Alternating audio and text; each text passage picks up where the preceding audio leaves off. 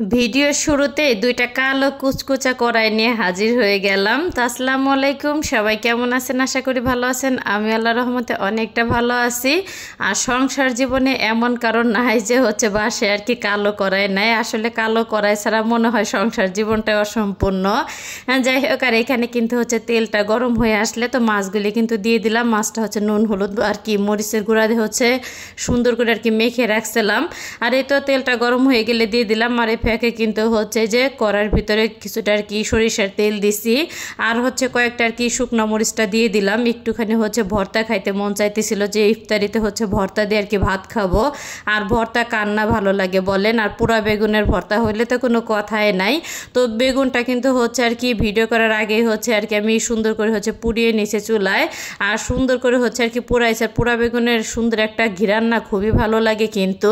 আর এই তো শুকনো মরিচটা কিন্তু সুন্দরভাবে লাল লাল করে আর কি ভেজে তুলে নিলাম। আর ওই তেলের ভিতরে কিন্তু বেশি পরিমাণে আর কি পেঁয়াজটা দিয়ে দিলাম। আর আমার কাছে মনে হয় যে ভর্তার ভিতরে বেশি করে পেঁয়াজ দিলে না দাঁতের নিচে পড়লে খুবই ভালো লাগে খেতে। যাই হোক, তো পেঁয়াজটা কিন্তু একটুখানি লাল লাল করে আর কি ভেজে নেব। কাঁচা পেঁয়াজ রমজান মাসে খাওয়া কিন্তু একদমই ঠিক না। আর এই তো এখানে কিন্তু মাছটা একটুখানি আর কি উল্টে দিতেছি, কারণ বাটা মাছটাতে না অনেকটা পরিমাণে কিন্তু কাটা থাকে। আর বেশি করে কড়া করে ভাজি না করলে কিন্তু কাটাটা অনেকটা আর কি মুখে লাগে। আর যেহেতু আর কি বাচ্চারা খাবে, এর জন্য আর কি বেশি করে কড়া করে লাল লাল করে আর কি আমি ভেজে নিছি। আর এই তো এখানে কিন্তু মাছ ভাজা তেলের ভিতরে তো পেঁয়াজ কুচিটা দিয়ে দিলাম, সেই সাথে কিছুটা লবণ দিয়ে দিলাম, যাতে পেঁয়াজটা তাড়াতাড়ি আর কি নরম হয়ে যায়। তো পেঁয়াজটা কিন্তু বাদামি কালার হওয়া পর্যন্ত আমি ভেজে নিছি। আর সেই সাথে কিন্তু বেশি করে আর কি মরিচ বাটাটা দিয়ে দিলাম। তো আমি ভাবছিলাম একটুখানি ঝাল ঝাল করে তরকারিটা রান্না করব, কিন্তু এতটা পরিমাণে ঝাল হবে সেটা একদমই আর কি বুঝতে পারি নাই।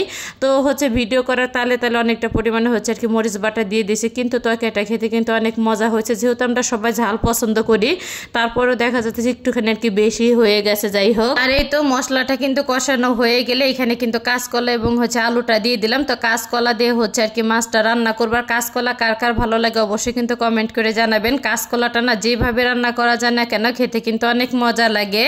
আর এই তো ওইখানে আর কি সবজিটা সেদ্ধ হইতে থাকে, আর এই ফাঁকে আর কি আমি বেগুন আর কি ভর্তা করার জন্য চলে আসলাম। আর এতে এখানে কিন্তু বেগুনটা আর কি ছাড়িয়ে নিতেছিলাম। আর বেগুনটা এত সুন্দর আর কি সেদ্ধ হয়ে গেছে।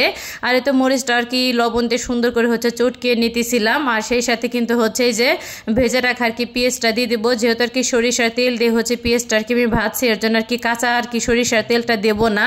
এই সরিষার তেল দিয়ে সুন্দর করে আর কি আমি ভর্তাটা করে নেব। আর এই তো ভর্তাটা কিন্তু আর কি মাখামাখি করা আমার হয়ে গেছে। আর ভর্তাটাও খেতে না অনেক মজা হয়েছে।